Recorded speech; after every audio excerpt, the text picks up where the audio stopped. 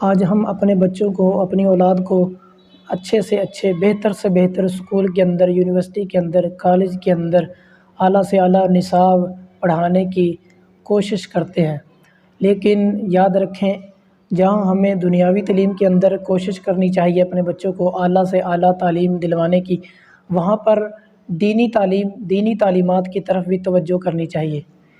دنیاوی تعلیم کا تو ہم اعلیٰ سے اعلیٰ نصاب پڑھانے کی کوشش کرتے ہیں، کیا ہمیں معلوم ہے کہ میرے آقا علیہ الصلوۃ والسلام نے بھی اپنی امت کو ایک نصاب عطا فرمایا؟ کریم آقا علیہ الصلوۃ والسلام نے ارشاد فرمایا ادبوا اولادکم علی ثلاث خصال حب نبیکم وحب اہل بیتہ وقراءۃ القرآن فإن حملۃ القرآن فی ظل اللہ یوم لا ظل الا ظلہ مع انبیائہ واصفیائہ او کما قال۔ میرے آقا علیہ الصلوۃ والسلام نے بھی اپنی امت کو ایک نصاب عطا فرمایا، اس کو نصاب مصطفیٰ صلی اللہ علیہ وسلم بھی آپ کہہ سکتے ہیں۔ کریم آقا علیہ الصلوۃ والسلام اپنی پوری امت سے مخاطب ہو کر فرمایا، اے میری امت اپنی اولاد کو 3 چیزیں سکھاؤ۔ نمبر 1، حب نبیکم، اپنے نبی کی محبت سکھاؤ، اپنے نبی کی محبت اپنے بچوں کو، اپنی اولاد کو سکھاؤ۔ ہم اپنے نبی کی محبت اپنے بچوں کو کیسے سکھائیں گے؟ انہیں بتاؤ کہ میرے آقا علیہ الصلوۃ والسلام کی شان یہ ہے کہ میرے آقا علیہ الصلوۃ والسلام کے تن اقدس پر، جسم مقدس پر کبھی مکھی نہیں بیٹھی۔ میرے آقا علیہ الصلوۃ والسلام کے پسینے مبارک سے بھی خوشبو آیا کرتی تھی۔ حضور کے لعاب دہن میں اللہ تعالیٰ نے یہ برکت رکھی کہ اگر کھاری کنویں کے اندر، جان لیوا کنویں کے اندر حضور اپنا لعاب دہن ڈال دیا کرتے تو وہ بھی جان افروز بن جایا کرتا تھا، زندگی بخشنے والا بن جایا کرتا تھا۔ کریم آقا علیہ الصلوۃ والسلام کو اللہ تعالیٰ نے یہ قدرت عطا فرمائی، حضور چاند کو اشارہ کرے تو چاند بھی 2 ٹکڑے ہو کر زمین پر آ جائے، حضور سورج کو بھی حکم دے تو سورج بھی الٹے قدم مغرب سے پلٹ کر پھر مشرق میں آ جائے۔ یہ میرے آقا چاہیں تو ہاتھوں کے اندر کنکریوں کو، پتھروں کو کلمہ پڑھا دیں۔ میرے آقا علیہ الصلوۃ والسلام چاہیں تو درخت و حجر کو ایک صدا دیں، ایک حکم ارشاد فرمائیں تو وہ بھی چل کر حضور کی بارگاہ میں سلام کے لیے، درود و سلام پڑھنے کے لیے حاضر ہو جائیں۔ انہیں بتائیں، اور محبت کے لیے یہ بھی ضروری ہے کہ جس سے آپ محبت کریں اس کے کبھی بھی خلاف بات نہ سنیں۔ دنیاوی محبت کا یہ عالم ہے کہ جب بندے کو کسی سے محبت ہو جاتی ہے اس کے خلاف بات کرنا بندہ پسند نہیں کرتا، پھر وہ ذات جس کی ذات میں اللہ تعالیٰ نے کوئی عیب رکھا ہی نہیں، اور یہاں تک میرے اللہ کریم نے محبوب علیہ الصلوۃ والسلام کی شان کو بلند کیا کہ ایک مکھی کو آپ کے جسم پر بیٹھنا پسند نہ فرمایا، حضور کے جسم مبارک کے سایہ کو زمین پر پڑنا پسند نہ کیا۔ جب یہ آپ اپنی اولاد کو، اپنے بچوں کو سکھائیں گے تو یقیناً ان کے دل میں اپنے نبی کی محبت بڑھے گی۔ دوسرے نمبر پر فرمایا وحب اہل بیتہ، اپنے نبی کی اہل بیت کی اپنی اولاد کو محبت سکھاؤ۔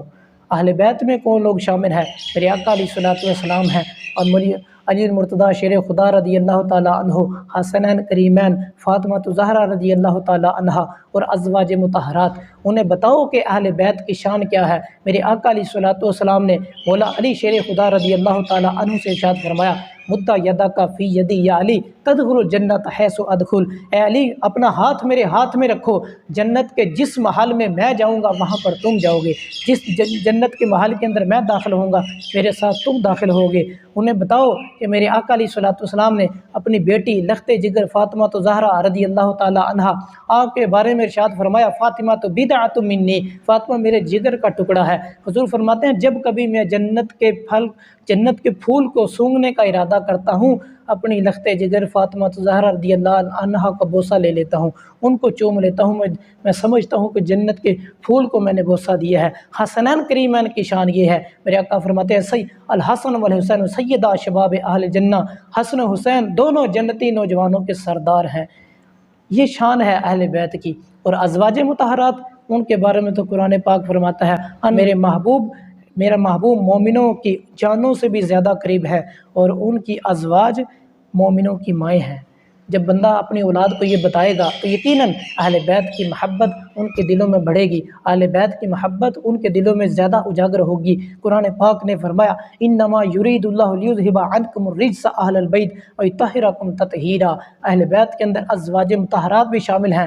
قرآن میں ارشاد فرماتا ہے میرا ارادہ ہے کہ میں اہل بیت کو ہر قسم کی نجاست و غلاظت و خباثت سے پاک کر دوں، اور نہایت صاف ستھرا کر دوں۔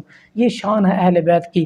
جب ہم اپنی اولاد کو اس طرح کی باتیں بتائیں گے، سکھلائیں گے، یقیناً ان کے دل میں اپنے نبی کی اہل بیت کی محبت بڑھے گی۔ تیسرے نمبر پر میرے آقا نے فرمایا اپنی اولاد کو 3 چیزیں سکھاؤ۔ فرمایا قرآن پاک کی تلاوت کرنا سکھاؤ۔